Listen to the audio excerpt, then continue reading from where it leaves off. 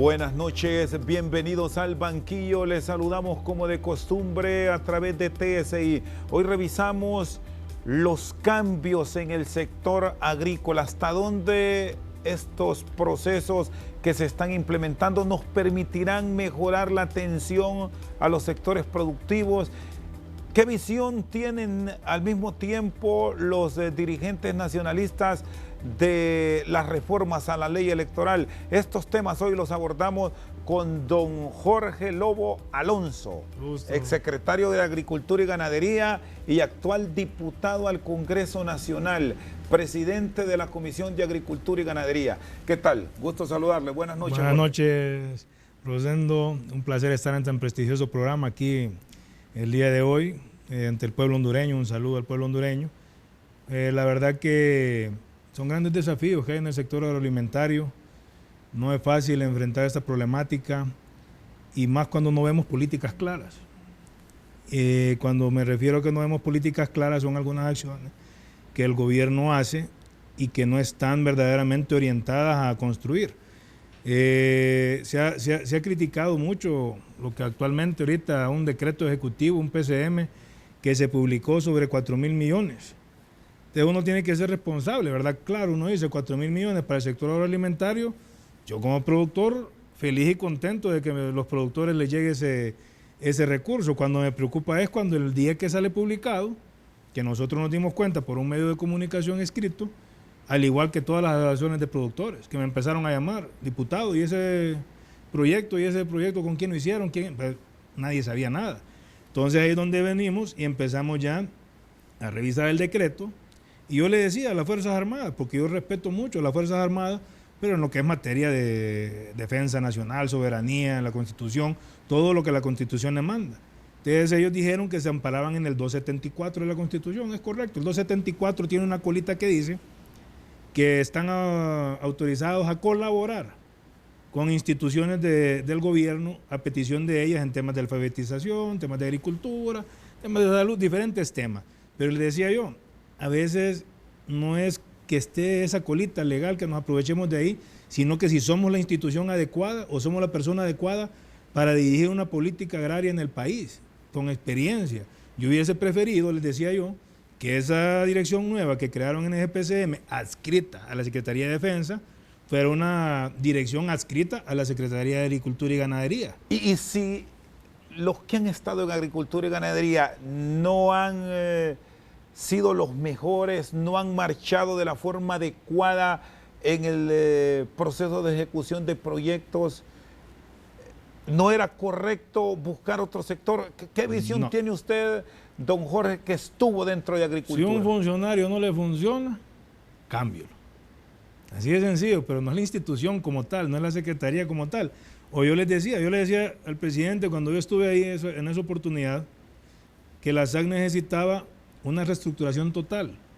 Así como hicieron con la SAR, que es lo que yo defiendo, el tema de Banadesa también, porque no es el tema cerrar las instituciones, es como hicieron con la DEI, ¿verdad? Que le hicieron una transformación total, dejaron al personal competente, abrieron concursos para la gente especializada en el tema, y esta gente es la que está hoy atendiendo. Entonces lo mismo se puede hacer con la Secretaría de Agricultura y Ganadería, se puede hacer lo mismo con Banadesa y rescatar la institución. Entonces, aquí ¿cuál es el problema? No digo yo que la SAC iba a ser encargada, pero ¿quién iba a estar en esa dirección? Tenía que estar integrada por la academia. Tenemos una escuela agrícola panamericana aquí con nivel y prestigio mundial, ¿verdad? Que es el Zamorano. Tenemos la Universidad Nacional de Agricultura en Catacama, Jolancho. Tenemos el Centro Universitario del Litoral Atlántico, el CURLA, ¿verdad? Allá en Atlántida.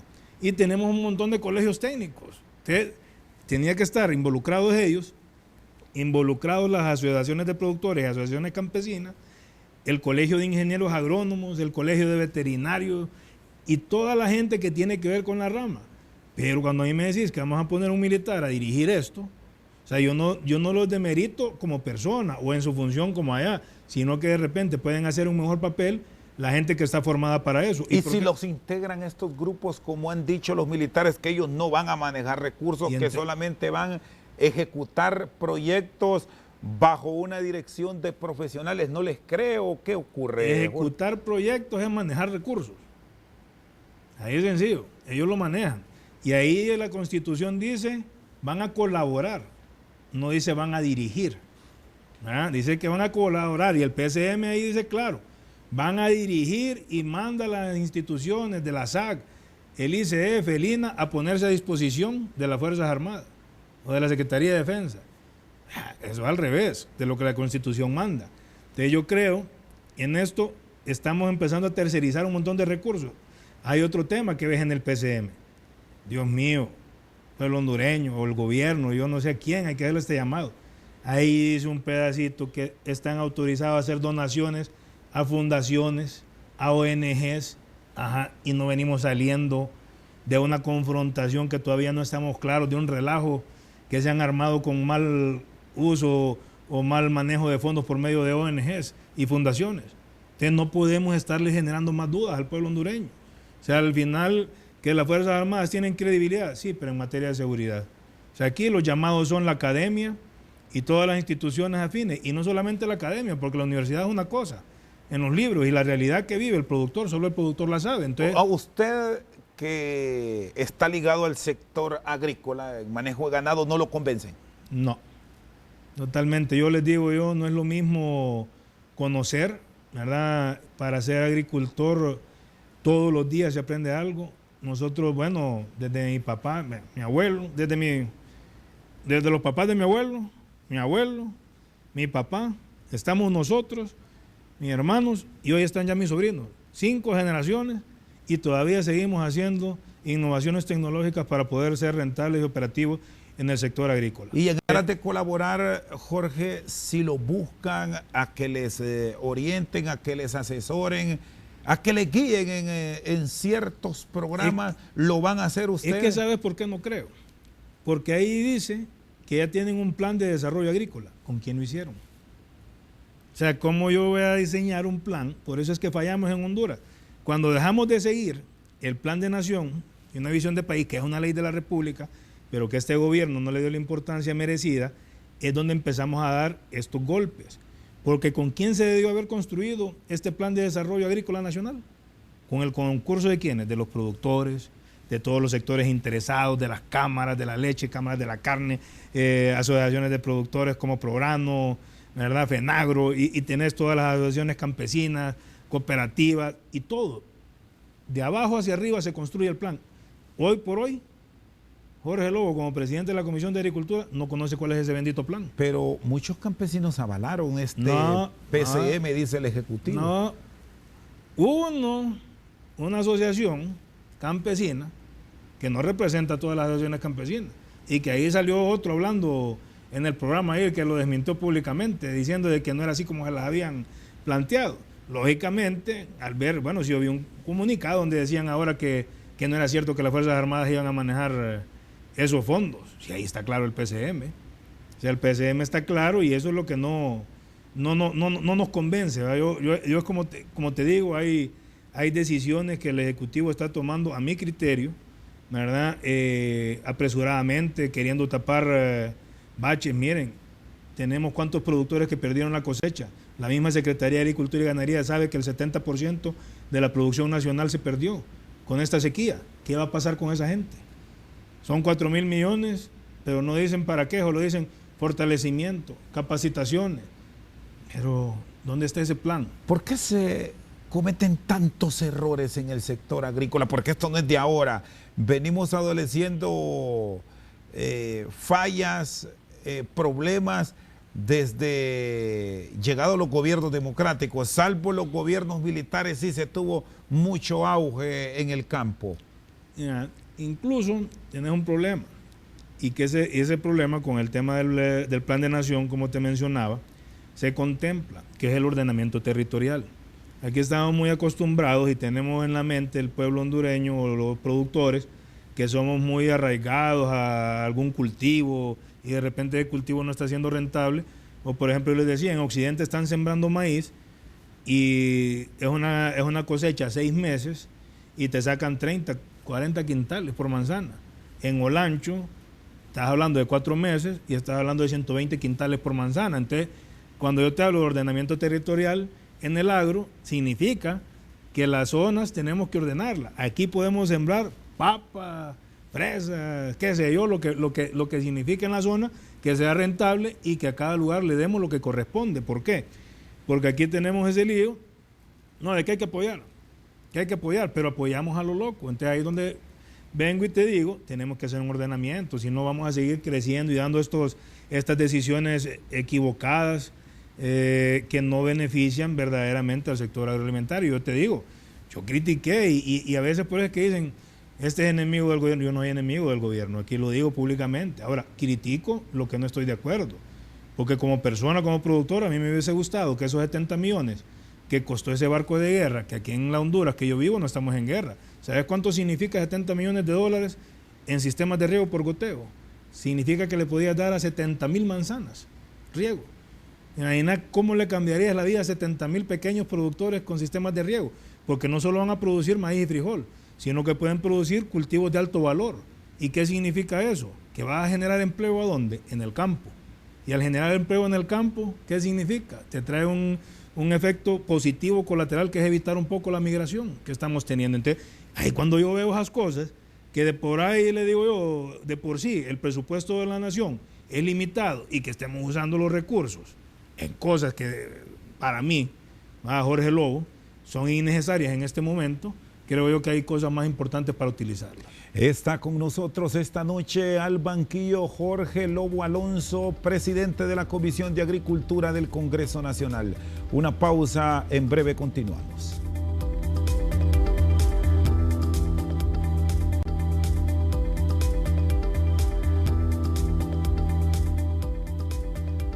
Seguimos esta noche al banquillo con Jorge Lobo Alonso. ¿Se lleva bien con todos los diputados? ¿Mantienen buena relación? Sobre todo con los de su partido, Jorge. Sí, o sea, tenemos un respeto con todos ellos. Como les digo yo, hay cosas en las que yo creo que manda el Ejecutivo que son correctas y voto a favor. Manda lo que yo les he dicho y el presidente Oliva nos ha dado esa libertad a todos de que cada quien vote como le parezca, ¿verdad? O sea, no hay resentimiento alguno, conversa con los miembros del Ejecutivo sin problema, o por las posiciones que usted ha tomado en los últimos meses, ¿hay algún aislamiento? Pues de temas de ayudas sociales, tal vez eso que no lo toman en cuenta, pero al final de cuentas ya sabemos que no es y no me interesa también, ¿verdad? O algo otros temas de ayudas que prefiero no agarrarlas porque después ahí lo andan a uno en otras cosas que no. Entonces, pero con la bancada en general, yo les digo, son mis posiciones, ¿verdad? Y cuando se trata de llevar apoyo a las comunidades, porque ustedes como diputados tienen que mantener ese contacto con sus electores. No, pero eso acuérdate que lo quitaron. Quitaron todo lo del fondo y ahorita cuando dicen la gente, aprobaron el fondo, creen que es que vienen unos 400 millones y no hay nada. Pero lo social lo mantienen porque el Ejecutivo lleva proyectos, se van a inaugurar y ahí están ustedes. ¿Usted va a esas inauguraciones? No voy. Ahí el Ejecutivo ya no, a ese nivel no, con el ministro de Agricultura, con lo que es mi relación, con los temas de agricultura, con el Congreso, manejamos una muy buena relación, ¿verdad? Hemos estado en algunas reuniones de acuerdo al sector con Eval Díaz, no tenemos problema. Aquí uno debe de ser profesional, los temas personales uno los aparta. Y aquí no hay nada personal más que si yo no estoy de acuerdo en algo, no puedo quedarme callado, porque si bien es cierto, el Partido Nacional me dio la oportunidad para llegar al Congreso Nacional, pero también es cierto que como diputado tengo que velar por el interés de la mayoría del pueblo hondureño, del pueblo que más necesita. Entonces uno viene y creo que tenemos el respeto de todos los compañeros, cada quien es libre de pensar pues, cuál es la mejor manera de dirigir. Tratamos de siempre de respetar nuestras ideas, nuestras posturas y yo creo que ese es el ambiente que hemos tenido. No te digo que las compartan, pero al final es como Jorge Lobo se siente, ¿verdad? Sí hemos tenido, como lo hemos mencionado, en diferentes programas, lo he dicho y lo digo en público, ¿verdad? Hemos recibido, 3 veces han llegado emisarios, mira, que ahí te están mandando a que te investiguen por esto, que al presidente Lobo que lo investiguen por esto, entonces mejor cállense. ¿Y por qué me voy a callar?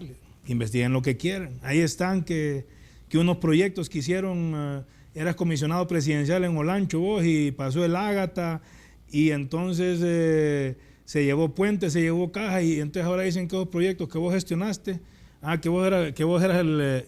yo, ¿qué tengo que ver? Pero uno sabe que ellos andan viendo cómo embarrar a la gente. Pero todo ha sido mensajes que nos han mandado. Que nos callemos, que si no van a buscar, yo les digo, busquen, si yo no tengo nada que ver en esos sentidos. Lógicamente, en un estado donde no hay un estado, disculpando la repetición, un estado de derecho, cualquier cosa puede pasar, ¿verdad? Porque el último, me acuerdo que dijo, no se olviden quién tiene el dedo en el gatillo. Ya eso te significa algo. Además, acuérdense que quien controla la fiscalía, ¿verdad? Ya saben quién es. Ustedes mejor miren, manténganse callados. ¿Quiénes fueron esos emisarios? Ya no te puedo decir, pero sí fueron personas que son cercanas a ellos y que le han tenido cierto aprecio a mi papá, ¿verdad? Entonces nos hemos reunido 3 veces. En el transcurso del juicio de doña Rosa, ¿verdad? Llegaron las visitas, nos dijeron. Y ahorita el tema de las amenazas a muerte, yo les digo, no se olviden, Pepe Lobo fue presidente. Y dentro de las mismas agencias de inteligencia están gente que son honestas y que hablan con la verdad y son amigos también del hombre. ¿Y amenazas a Jorge Lobo han llegado o no? Sí, claro.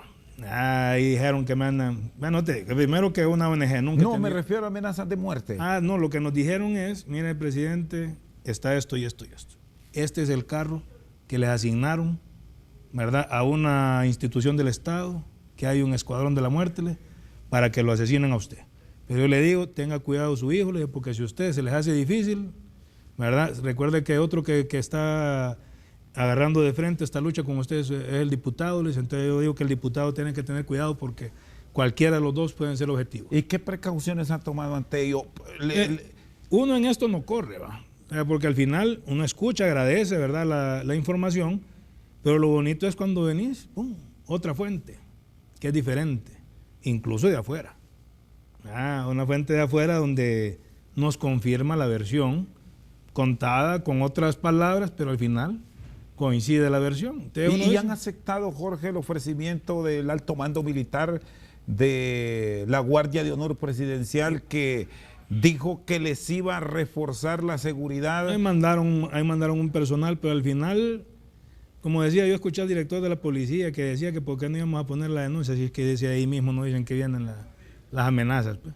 Vimos a los derechos humanos ahí, ¿verdad? Y al representante de la ONU también en los derechos humanos se presentó a mi papá a poner la denuncia porque dijeron ellos que como para que quedara un precedente, si algo pasaba, pues tenía que haber una denuncia formal. De ahí lo demás, pues tomamos nuestras precauciones, ¿verdad? Tratamos de tomar nuestras medidas de seguridad, pero como te digo, o sea, todo lo hacen en el ámbito de que nos callemos. Yo les digo, ¿por qué vamos a callar? O sea, es la verdad. Y conmigo se enojan y yo peleo por mi sector. Y yo a veces les digo, las mentiras del presidente al sector agroalimentario. Yo me acuerdo al inicio de gobierno, le ofreció 50 millones al fideicomiso de FIMA para reactivar el agro. No les dio nada. De ahí vienen unos pescadores, ¿te acordás? En el sur, pasó una catástrofe y le ofrecieron 50 millones a los pescadores. Nada, no les dieron nada. De ahí en Comayagua les ofrecieron 100 millones a los cafetaleros. Nada. De ahí vinieron los productores y se tomaron las carreteras. Ahí estuve yo como Comisión de Agricultura intermediando en la SAC con una reunión. Llegó el ministro Valdías, llegó el ministro Madero, ofrecieron 130 millones a través de un programa que tienen de crédito solidario. Pregúntame cuánto le dieron. Ahora, Banprovi dice, Jorge, que el dinero ahí está, que no lo prestan porque hay que solicitar garantías y quien requiere ese recurso no las presenta, por lo tanto no liberan la plata. ¿Qué es lo que ocurre realmente? Usted conoce de la estructura. Yo lo que digo es que es un tema de burocracia. Mira, hoy, por ejemplo, si me lo permiten, como ahora me tienen miedo, ahora tengo que ir a enseñar primero qué es lo que voy a presentar para... Yo hoy voy a meter una reforma a un decreto de las exoneraciones. El sector agrícola está exonerado del impuesto, ¿verdad?, sobre ventas para incentivar al sector. Pero ¿qué hicieron en el 2016? Vinieron y quitaron de que los productos que son agrícolas, ¿verdad?, equipo agrícola, una sembradora, una rastra, una chapeadora, una ordeñadora, que ya se sabe que es para uso agrícola, una vez que entraba al puerto ya entraba exonerada. Ahora ya no. Ahora el productor tiene tiene que venir y contratar un abogado para que vaya a finanzas, para que finanzas le dé la autorización de que entre exonerado ese producto, y mientras tanto esté en el puerto, el producto generando un pago por estadía ahí, que al final al productor lo que dice es mejor pago. Entonces, ¿qué voy a meter yo? Un proyecto de reforma para que vuelva a ser de nuevo, que al ingresar este equipo al puerto, esté verdaderamente exonerado. Si al final para eso es, ¿verdad? Y ya ha funcionado, por cierto, esa iniciativa de incentivo al sector agrícola, porque se liberó de ese pago a muchos insumos. Paralelo a ello estaba el decreto de este que le hablo, que dice que en Banprovia usted puede tener acceso a los recursos. ¿Han llegado o todavía estamos Yo estuve escuchando. Solo documento. Yo la vez pasada, es que yo les decía yo, nosotros escuchamos al pueblo, ¿verdad? Al presidente le presentan algunos informes. Entonces yo les decía yo, sí, pero esos tantos millones que dicen que han prestado, ¿quiénes son las caras? Porque si yo les pregunto a los de Prograno, a ellos no les han llegado. Si yo les pregunto a los de Fenagro, no les han llegado a ellos. Si yo les pregunto a los productores de Azoagri, tampoco han accesado a ellos, uno que otro. Entonces, ¿dónde están colocados ese montón de millones? Entonces, por eso les decía yo, que no solo es decir se han colocado, ahí están los recursos, si al final el trámite burocrático que tenés es inaccesible, entonces no podés prácticamente, están los recursos pero nada sirve, porque no están. El sector del agro, Rosendo, es un sector muy sensible, porque está hablando de la seguridad alimentaria del país. El gobierno constitucionalmente tiene que garantizar la seguridad alimentaria de nuestro pueblo hondureño. Entonces, si al gobierno le toca invertir en todos estos temas del sector agroalimentario, tiene que hacerlo. Con Banadesa, ¿qué ha pasado? Ahí ha habido historia de todo. Y no es de ahorita, no es de este gobierno, no es del gobierno pasado, entonces, es histórico. Desde cambió de Banafón para Banadesa, pero ahí ¿qué tenían que hacer? Van a hacer una reestructuración total y hacer una limpieza de la cartera. Pero al final, ¿qué pasaba? La Comisión Nacional de Bancas y Seguros te quiere medir a Banadesa como un banco comercial. ¿Ha sido funcional la intervención o no? Bueno, ellos nos van a dar lo que nosotros como Congreso le pedimos, era a la comisión que iba a llegar ahí, que nos dijeran cuál era la situación y cómo poder salvar Banadesa.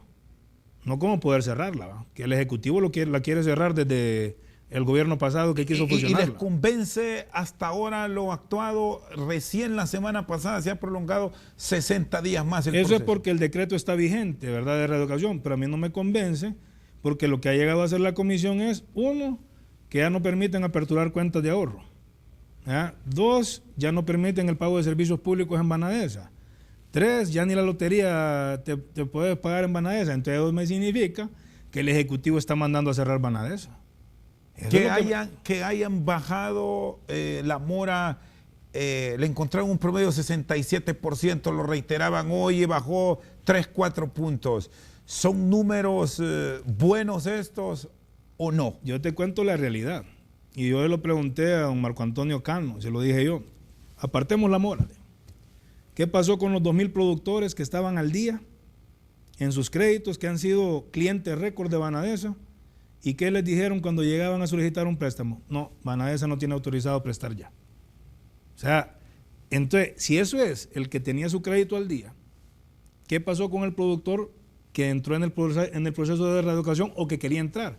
Tenía dos opciones. Dijo, o pago los 90 días de intereses, ¿verdad? Pero no me van a dar dinero para sembrar. Porque no le están dando ni siquiera al cliente que ha sido récord, no me van a dar a mí tampoco. Entonces, voy a sembrar, era la lógica, sembrar, y como el decreto tenía vigencia hasta después de la cosecha, entonces simplemente cosecho y voy y pago más bien al contado lo que me queda. Ahora, ¿qué va a pasar? Le digo al ministro, estuvimos en una reunión en el Congreso, donde estuvo la Comisión Nacional de Banca y Seguros, estuvo Banprovi, Banadesa, estuvo la SAC, y le digo yo, ahora díganme, con esta sequía que hoy la SAC y aquí Copeco también estaba, nos ha certificado que con el cambio climático se perdió el 70%. ¿Esos productores cómo van a pagar ahora? Esa es la realidad de nuestros productores. ¿Y el gobierno qué tiene que hacer? Tiene que buscar alguna forma de poder ayudar a este sector, porque es un sector que sufre todos los embates de la naturaleza, de los bajas de precios y de todo lo demás. Está con nosotros esta noche al banquillo Jorge Lobo Alonso. Una pausa, ya regresamos.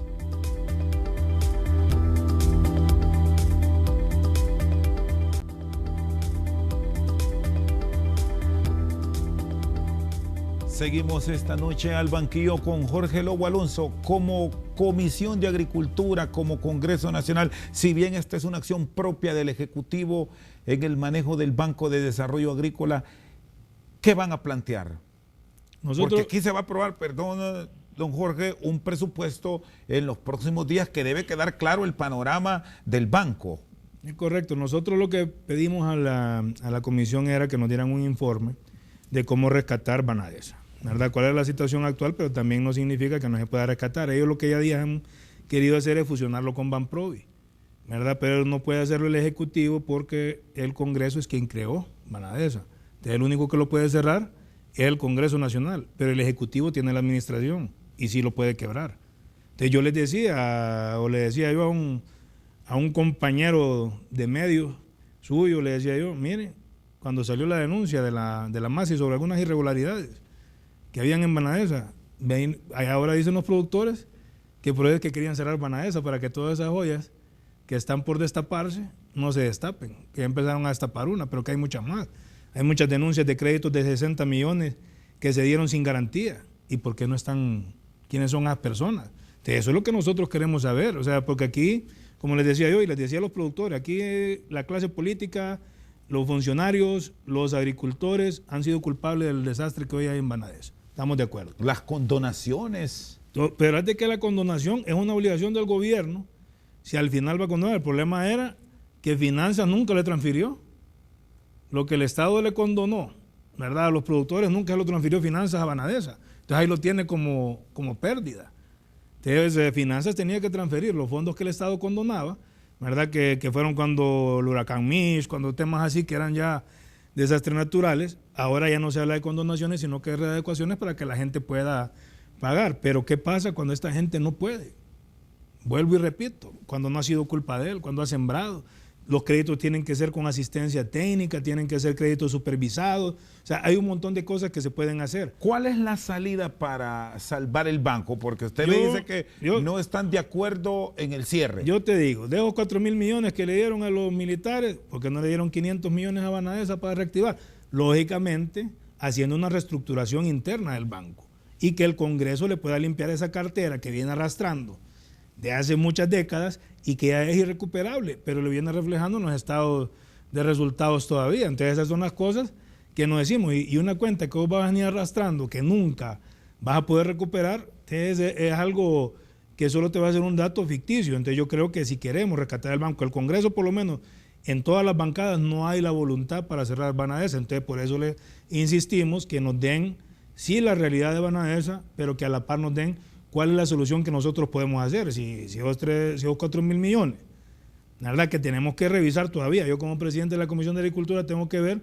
porque es que son 4.000 millones en 4 años, la verdad que le van a dar. Y yo que sepa, ya solo le faltan 2 años a este gobierno. Eso trasciende al periodo de gobierno y no he visto en este Congreso que le hayamos autorizado. ¿Tendría el Congreso que conocer, me dice entonces, de este Yo sé que PCM? cuando se transfieren, cuando se comprometen recursos que traspase el periodo de gobierno, tengo entendido, porque no soy abogado, pero ya tengo una abogada revisando eso, un abogado revisando eso, para que me revise, porque si pasa el periodo de gobierno y no ha pedido autorización al Congreso Nacional de la República, significa que es inconstitucional. Cuando tuvo la oportunidad de dirigir Agricultura y Ganadería, ¿planteó estos cambios estructurales que hoy tanto daño nos hace, o solo critica ahora afuera, Jorge? Lo pedí yo cuando dije, mire, presidente, ahí tenemos un relajo en la Secretaría de Agricultura y Ganadería, porque con el tema de la reforma agraria, cuando se vino todo eso lío,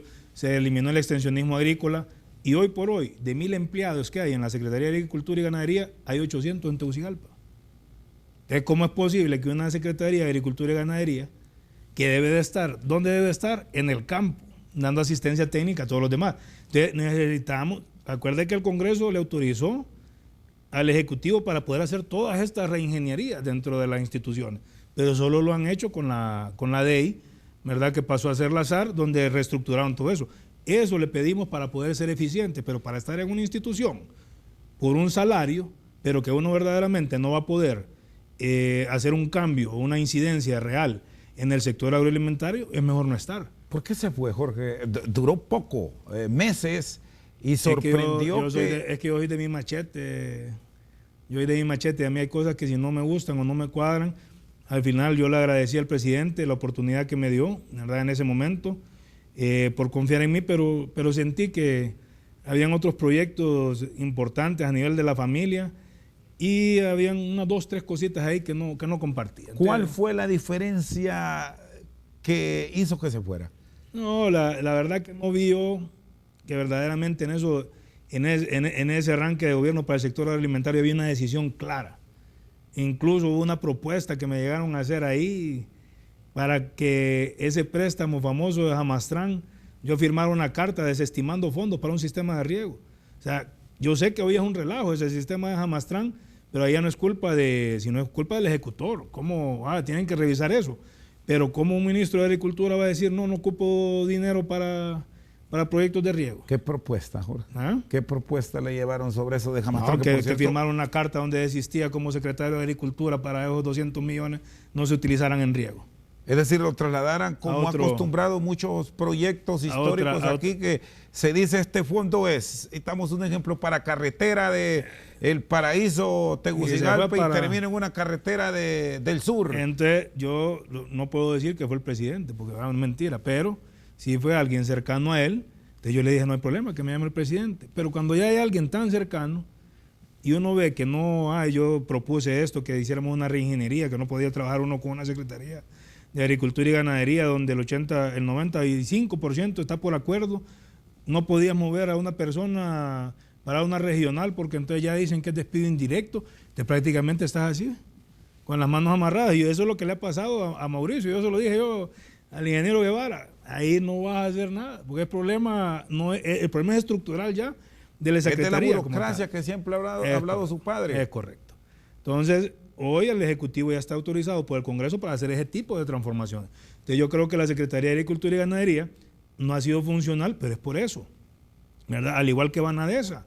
O sea, si yo le voy a dar un crédito a don Rosendo para que vaya a sembrar maíz, ok, le voy a dar primero para la preparación de tierra, pero voy a revisar que preparó la tierra antes de darle para la semilla y el fertilizante. ¿Por qué se ha fallado tanto en este proyecto del Valle de Jamastrán? Hoy incluso ha existido un debate por la forma en la que está el equipo que llegó a la zona del empalme en Trojes.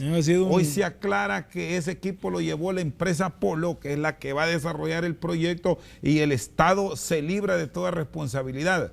O sea, nosotros como presidente de la Comisión de Agricultura nos llegó la petición de los productores de allá, lógicamente, igual los diputados del Departamento del Paraíso, ¿verdad? Han estado muy pendientes de ese proyecto y preocupados, lógicamente, por el desarrollo de ese proyecto.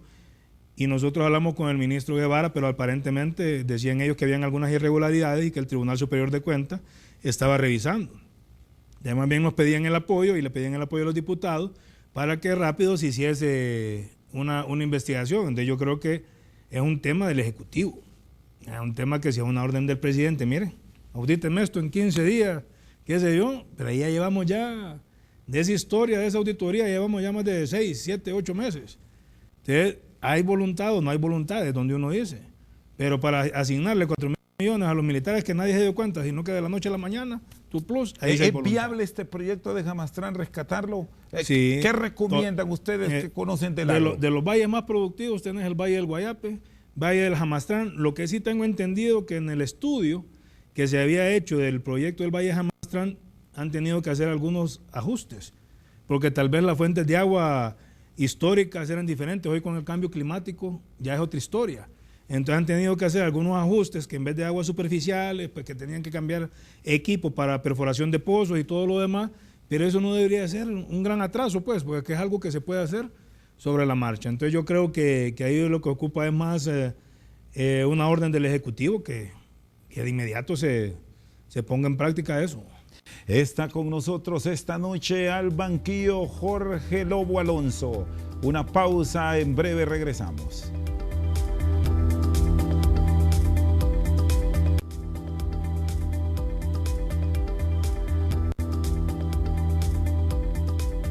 Seguimos esta noche al banquillo con Jorge Lobo Alonso, diputado por el departamento de Olancho. ¿Cómo están los líderes en Olancho? Ha dividido, o no sé si decir dividido, generado fragmentación entre los nacionalistas, este movimiento que está impulsando su papá. Es que hay una cosa básica, este movimiento Todos por el Cambio. Queremos hacer las cosas diferentes, queremos hacer las cosas bien. Sabemos que el pueblo hondureño ya está cansado. ¿Qué cosas diferentes harían si dicen de los políticos que caminan por el mismo sendero o que entre gitanos no se leen las manos? Al final es lo mismo. Es que cuando uno viene y uno revisa los principios y valores del Partido Nacional, hay unos principios que son la búsqueda del bien común, la equidad, la solidaridad, la subsidiariedad, pero para mí hay uno que es muy fundamental, que es el respeto a la dignidad de la persona humana. Y para mí, Juan Orlando Hernández, como presidente de la República, está violando, es el principio que más viola de su partido. Y lo digo porque él conoce los principios del Partido Nacional, porque él nos enseñó, yo me acuerdo, yo fui alumno de la Escuela de Liderazgo cuando él la dirigía. Entonces yo hoy desconozco que este gobierno, lógicamente es cierto, el Partido Nacional lleva al presidente, pero él se ha alejado de los principios. Si no, dígame si es respetar la dignidad de la persona humana, tener unos misquitos ahí afuera de casa presidencial, tantos meses, a sol, agua, a gases lacrimógenos, sin pasar y recibirlos, ¿qué se pierde con eso? Entonces, eso es un principio que el Partido Nacional nos dice, el respeto a la dignidad de la persona humana. Amenazar a un nacionalista que esté empleado, que si no va a una marcha, acompañar a defender al presidente, el lunes ya no se presenta a su trabajo, o al becado que va a perder su beca, eso es respetar la dignidad de la persona humana, de una acusación que le están haciendo a él como persona. Al presidente Lobo, en su momento que salió mencionado, ¿qué hizo él? Que muchos nacionalistas y del departamento de Olancho dijeron, no, presidente, vamos. No, este es un problema de Pepe Lobo. Esto no es un problema del Partido Nacional. Se fue a la fiscalía, se presentó, dijo, investíguenme. Cruzó correos con el embajador James Nealon, que estaba a disposición de la autoridad estadounidense para cualquier investigación y que estaba a disposición de ellos.